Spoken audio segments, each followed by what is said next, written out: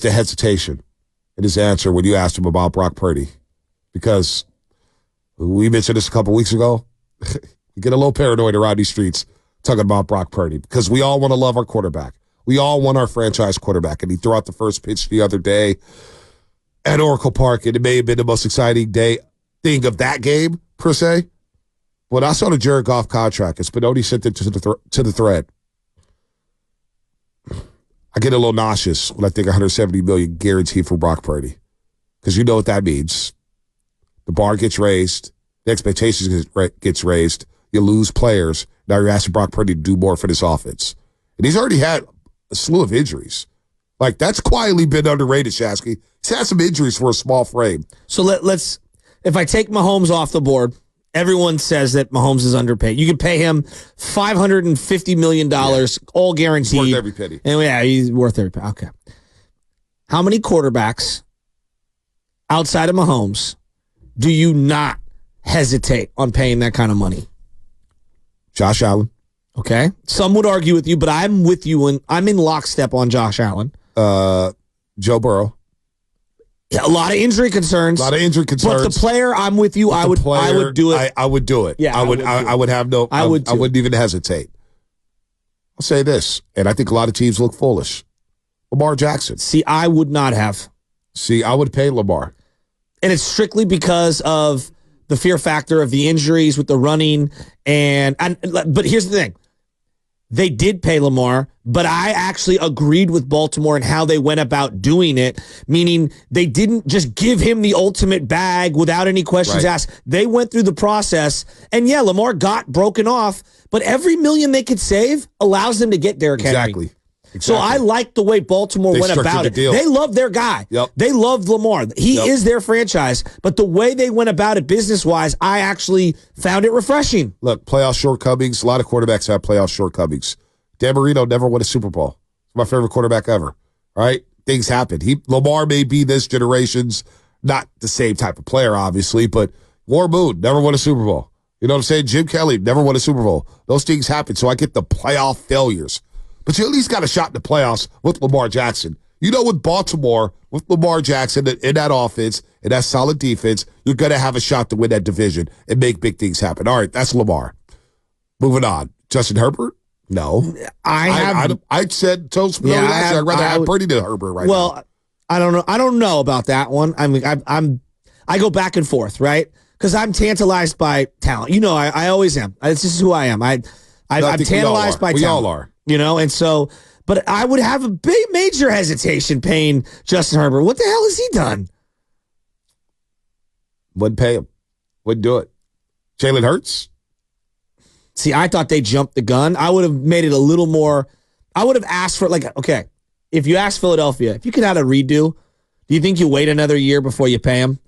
And maybe you could save a couple $1 million bucks? Maybe, but I actually think I may put some money on him to win MVP. I think he can't throw. I think he's going to throw well this year. Okay. I think losing Dallas Goedert for them was bigger than we all thought. His little safety valve. Yeah. AJ, Devontae, they're happy. They got their money. Yeah, but his ability to not run really affected him. No, he was banged up. But now he doesn't have to run as much because you got Saquon. I think that's a big part of his game. I want to see him evolve. That's again, he's a guy, like, if you're asking me, I'm taking Purdy's next couple of years over Jalen's. And I could totally be wrong, and I like Jalen. Jason Kelce loss will be huge, no doubt. They'd be massive. But there's not many quarterbacks who I'm not going to pay without hesitation. That's what I'm saying. So I don't think Brock is in some, it's not a bad he's not thing. in the Kirk Cousins zone. I want to make it clear. It's not a knockout Brock. No. We hesitate when we see the dollar amounts and we see the salary cap and you see how to field a 53-man roster on a year-to-year basis. The Buffalo Bills just had to damn near gut half their roster because of the salary cap. It finally caught up to them. They had to get rid of Stephon Diggs, who I still think is a very serviceable receiver. Wait till Houston has to pay C.J. Stroud. What is that situation going to look like here? So we get the cap. It's the hesitation with Brock. And I'm not going to lie to you. I'm not going to lie to you, Shasky, and I won't lie to the roasters.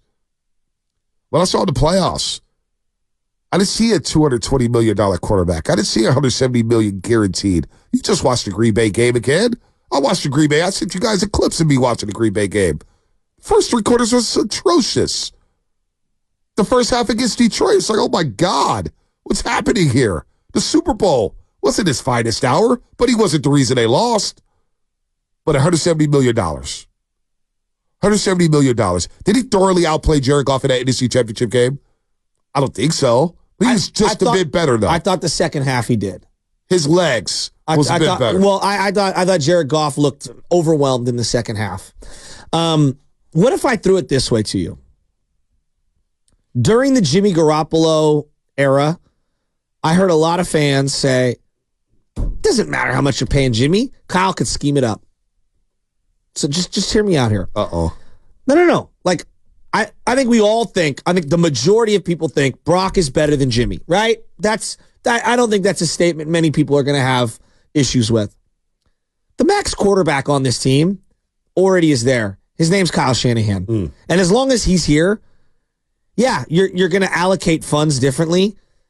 But the max quarterback being the play caller will maximize the offense no matter how it's constructed financially. So whether I've got maximum wide receiver salary caps on the outside or whether I have rookie deals, I believe that Kyle Shanahan is going to find a way to scheme it up. That's just what he does. He's going to get guys open. He's going to find a way to get the next crop of guys around Brock Purdy who can still move the ball and still put up points. They went to a Super Bowl with Kendrick Bourne as their leading receiver in the playoffs.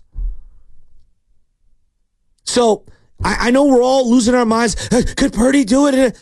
As long as Kyle and Purdy are a combination together, yeah, I think they're going to be just fine. But can we say, in those Super Bowls, when you needed plays to be made, the plays weren't made?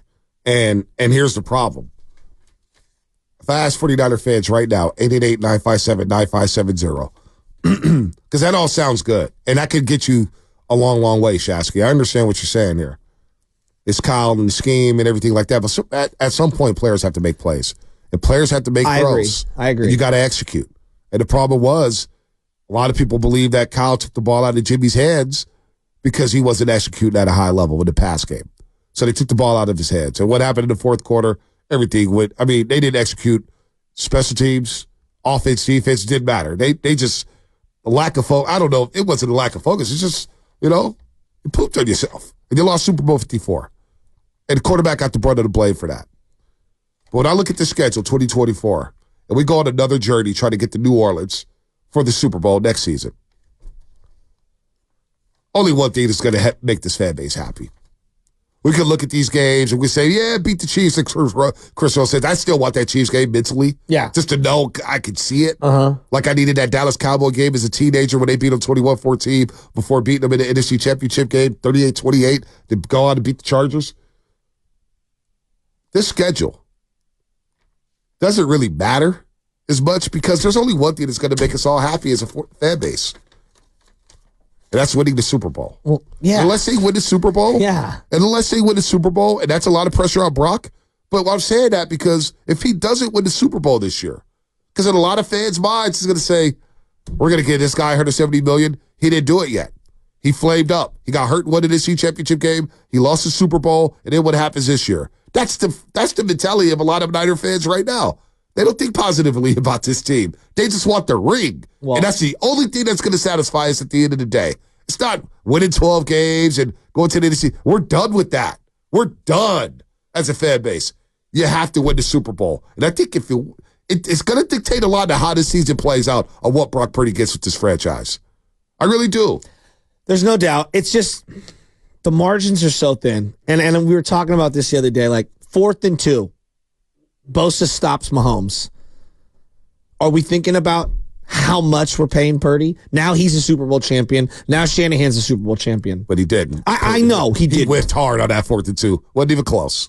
But now the better. That's how thin the margins are. Yeah, but the better. It's not like they flamed out in the wild card. Yeah, no doubt. But the better example is, boy, if they make the block in overtime and Ayuk's wide open in the end zone. Okay, that's fine. You can pick any one of 5 we're not even questioning plays. whether or not Ayuk deserves the money. Now nobody's talking about trading Ayuk. He's catching a game with a Super Bowl touchdown. No doubt. But the same thing Detroit said is like, boy, if Ayuk doesn't catch that fingertip pass, we're playing the Kansas City Chiefs in Las Vegas. So you're right. The margins aren't thin. We really talk about the Green Bay game. Brock nearly threw 2 pick sixes. Yeah, but they're not a one-year wonder, right? The Niners have been knocking on the door for a long time. And for me, Brock's done it for 30 games. I think it's 28, 29 total games. So the way I look at it, like, the sample size now is a little too large. It's just a little too large. Could he regress? Absolutely. Guys have good years, down years, bad years. Aaron Rodgers, before the MVP years, had some down years. I'm glad you said that. What is the ceiling for Brock? What is Brock's ceiling in this offense? With these, as long as he's had the most spectacular season. Sorry to cut you off. I mean, because last year was as good as it gets for a 49ers quarterback in this system and to run the first offense. Could he get better than that? They played some pretty good defenses. They did. I mean, Cleveland, Baltimore are two of the more elite defenses in the league. Seattle had a really good defense. They'll be better this year. They'll be better, no doubt. But I'm just saying, like, that the division they played last year, that AFC North, had a lot of really good defenses. That was a tough one. And Cincinnati came in playing really well. Did not play well. I look at the schedule, and again, things change, but I look at it on paper. I don't think the Dolphins' defense is as good. Jalen Phillips is coming off of a torn Achilles, and they lost Christian Wilkins. And I'm looking at our division. The Rams lost their best defensive player. You know, like, I don't know. I could see them having a better offensive year. I mean, Brock didn't play well against Cincinnati, Cleveland, and Baltimore. Those were tough three games. Worst games. And Minnesota played really well defensively in that one game against them. They're missing their best player now, who left in free agency. Right. Let's pick it up right here. On defense. Let's pick it up then, because I'm already seeing the comments. Whenever you go down this road with Brock Purdy, you get some of the comments here about Brock. But what is his ceiling? Because I'm looking at the schedule here.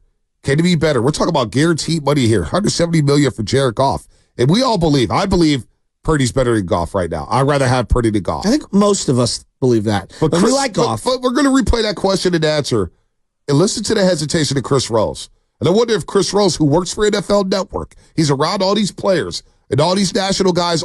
Is that the national perspective of Brock Purdy? Spike Eskenahl last week said, Daniel Jones could do that in that offense. That's way absurd. Dick Fan joined us last year saying Gino could do this in this offense. Yeah, that's wrong. It's a lot of disrespect coming